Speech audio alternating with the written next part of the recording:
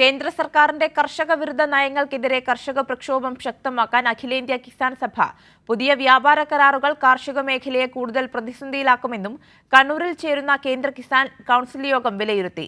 Council യോഗത്തിന്റെ ഭാഗമായി ഇന്ന് വൈകുന്നേരം കണ്ണൂരിൽ കർഷക റാലി നടക്കും. ബ്രിട്ടനുമായി ഇന്ത്യ ഒപ്പുവെക്കാൻ പോകുന്ന സ്വതന്ത്ര വ്യാപാര കരാറും അമേരിക്കയുമായി ഒപ്പിടുന്ന കരാറും കർഷകർക്ക് വൻ തിരിച്ചടിയാകുമെന്ന് കൗൺസിൽ യോഗത്തിൽ ജനറൽ സെക്രട്ടറി വിജു കൃഷ്ണൻ അവതരിപ്പിച്ച റിപ്പോർട്ടിൽ ചൂണ്ടിക്കാട്ടി. ദശലക്ഷക്കണക്കിന് ഇന്ത്യൻ കർഷകരുടെ ഉപജീവന മാർഗത്തിന് ഭീഷണിയാകുന്ന കരാറുകളാണ് വരാൻ പോകുന്നത്. പ്രധാന കാർഷിക ഉൽപ്പന്നങ്ങളുടെ ഇറക്കുമതി തീരുവ ഈ സ്വതന്ത്ര വ്യാപാര കരാറുകൾ ഗണ്യമായി കുറയ്ക്കുകയോ ഇല്ലാതാക്കുകയോ ചെയ്യും. കാർഷിക പ്രതിസന്ധി മൂർച്ഛിക്കാൻ കരാറുകൾ ഇടയാക്കുമെന്നും വിജു കൃഷ്ണൻ പറഞ്ഞു.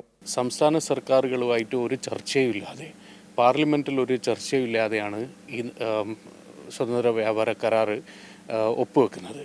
കേരളം മുമ്പ് ആസിയാൻ കരാറും അതിനു മുമ്പ് ശ്രീലങ്കയുമായിട്ടുണ്ടായ സ്വതന്ത്ര വ്യാപാര കരാറിൻ്റെയും ഏറ്റവും ഗുരുതരമായ ഒരു ഇമ്പാക്റ്റ് ഉണ്ടായ കേരളത്തിലാണ്.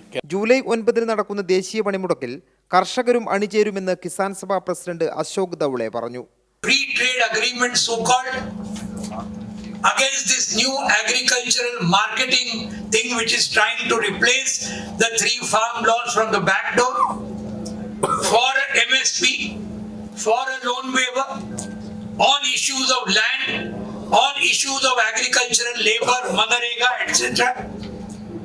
This 9 July thing has to be one of the most significant and historic strikes in the history of the country.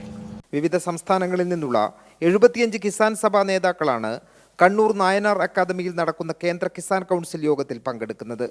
Kairali news, Kannur.